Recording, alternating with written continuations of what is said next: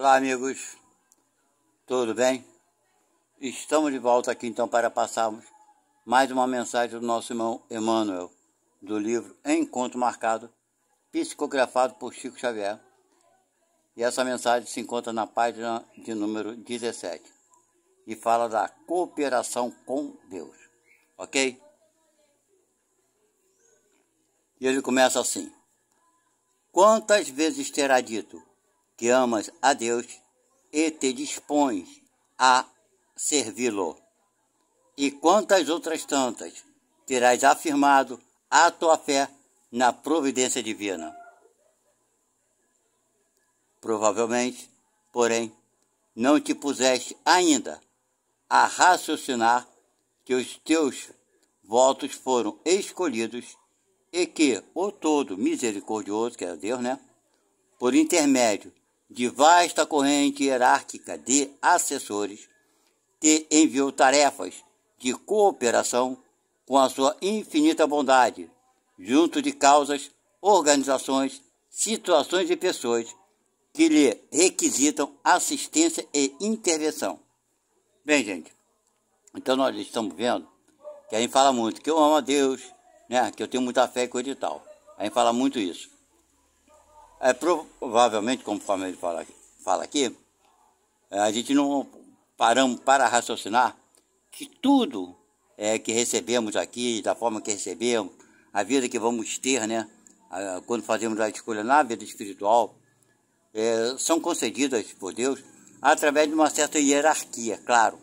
Então tem os comandos superiores, imediatos, que vêm de Deus e vêm descendo até chegar até onde nós estamos, no nosso grau evolutivo. Então, meus amigos, por isso que a gente fala, quando a gente fala que Deus deixa, que Deus manda, que Deus faz, coisa e tal, é tudo hierarquicamente. Os espíritos estão sob o comando máximo. O comandante maior quem é Deus, mas tem seus subordinados, ok? Então ninguém, em sã razão, quando fala eu estive com Deus, eu falei com Deus, Deus me deu, Deus fez isso, Deus fez aquilo, ninguém esteve diretamente com Deus, mas sim, recebemos toda a proteção, a influência que Deus ordena. É tudo sob a ordem de Deus, ok? E ele continua: exposto assim o problema do teu setor de ação individual, será justo considerar que esforço e dedicação constituem ingredientes inevitáveis no encargo que te foi confiado, a fim de que obtenhas o êxito que denominamos por dever cumprido perante Deus. Tá vendo? Nós assumimos uma certa responsabilidade, então tudo que nos ocorre, está dentro das possibilidades de acontecer, tá? Daquilo que nós pedimos, como concessão a Deus. Então vem tudo dentro daquilo que precisamos ter.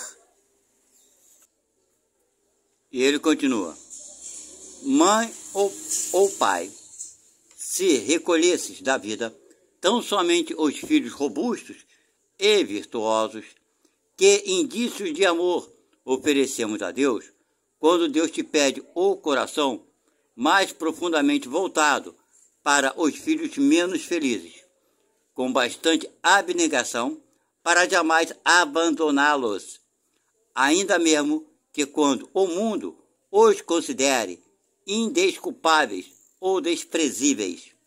Então a gente vive muito conflito familiar, Isso é muito da atualidade. Os pais, nós pais com os filhos, existe uma certa...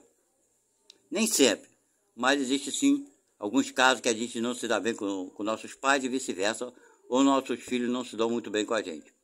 Então está bem claro aqui, E daí por que acontece isso? Simplesmente, se Deus permite que tal espírito venha sobre a condição de ser nosso filho, os nossos filhos, é porque a gente tem por uma obrigação que nós assumimos, não foi imposto. Volto a repetir, 1 milhão de vezes diz que as pessoas, Deus impõe, Deus não impõe nada. Nós aceitamos essa missão de proteger, de orientar. Só que quando chega aqui, todo mundo se esquece disso, claro, Então a gente precisa desses irmãos, como Emmanuel e tantos outros, para nos relembrar disso, ok?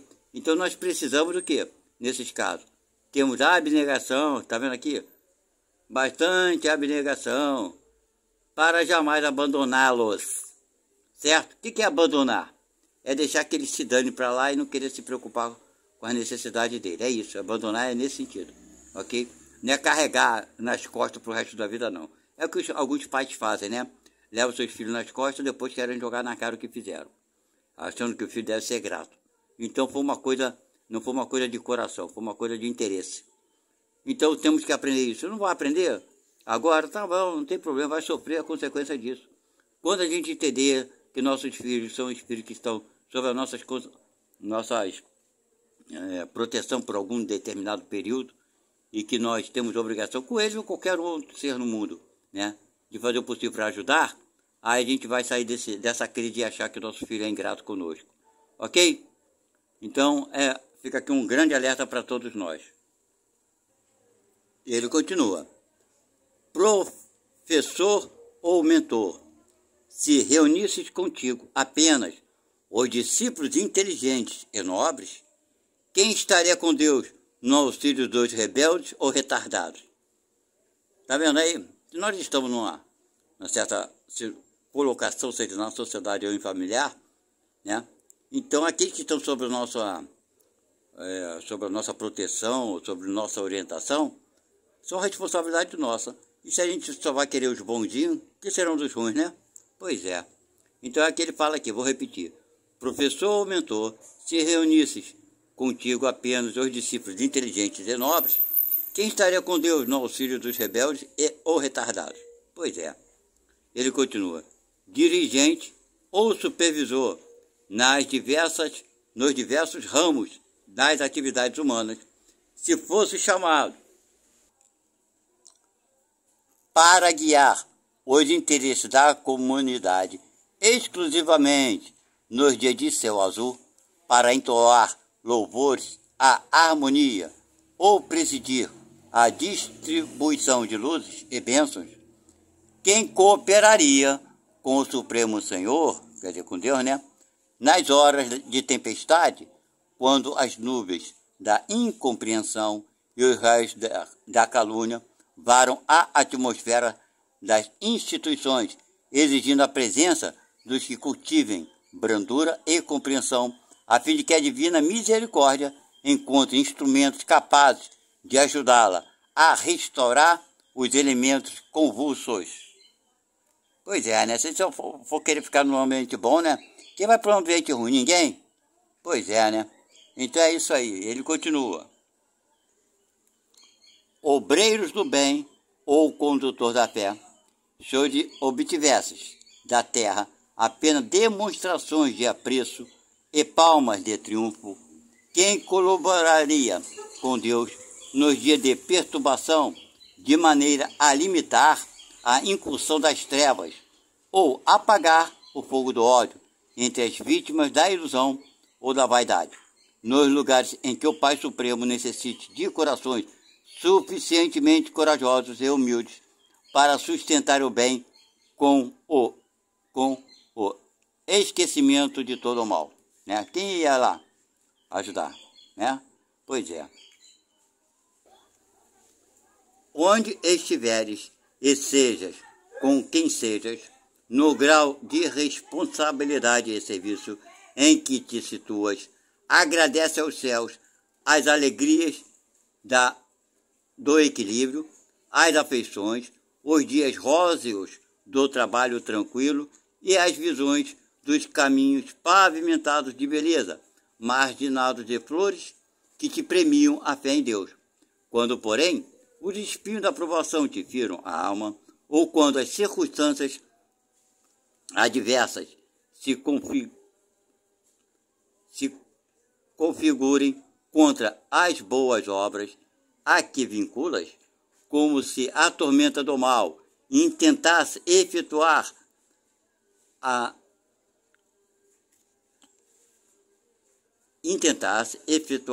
ao naufrágio do bem, recorda que terá chegado ao instante do devotamento supremo e de lealdade maior. Porque se confias em Deus, Deus igualmente confia em ti. Bem, meus irmãos, então aqui estamos encerrando essa mensagem. Então é para a gente ver, né, que a gente fala que tem fé, que confia em Deus. Então, se a gente agradece as coisas que temos que agradecer as dificuldades. Porque quando chega no momento da dificuldade, é o momento de colocar em prova aquela nossa fé, aquele nosso amor, aquela nossa compreensão, aquele nosso entendimento. É como um aluno, né? A gente entra na escola e vai fazendo as provas para ver se passou, se compreendemos aquele ensinamento. Não é verdade? São as provas. A gente estuda e vai ter o dia da prova. E de acordo com a nota que nós tivermos, nós vamos passar, né, naquela prova ou não. Se não passarmos, teremos que estudar novamente.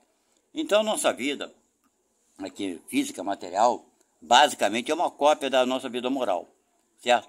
Tudo que nós estudamos na parte espiritual, tudo aquilo que vivenciamos aqui na Terra, serve, né, para nos ajudar a caminharmos melhor, a entendermos melhor as coisas, principalmente tentar entendermos que podemos ser felizes, não importa se o filho, se a filha, se o pai, se a mãe, se o avô, se o papagaio periquito, seja assim ou seja assado. Vamos compreender que eles são o que eles podem ser, e sejamos nós aquilo que podemos ser, sempre lutando para sermos melhores, mas nunca melhor do que o outro, mas sim melhor para o outro, melhor para a vida, melhor para todos. Consequentemente, agindo assim, estamos sendo melhores para nós mesmos. Mas não cabe aqui egoísmo, ok? Sempre pensar nos outros primeiramente. Eu penso que é assim, deve ser assim. Errei muito nessa vida, não tem problema algum. Por que não tem problema algum? Porque eu sei que errei. Eu admito que eu errei e vou reparar quando puder com a ajuda de Deus, ok? Eu não condeno a ninguém que tenha errado comigo, porque faz parte, né? Tudo faz parte. Fiquem na paz de Deus e vamos botar em prática essas informações de Emmanuel, que são muito salutares e nos ajudam bastante a termos mais fé, a termos mais paz, sermos mais felizes, mais alegres, a compreendermos a nossa dificuldade e compreendermos a dificuldade de todos, né? Nossos parentes, amigos, colegas, irmãos, enfim, de caminhada. Até a próxima. Tchau.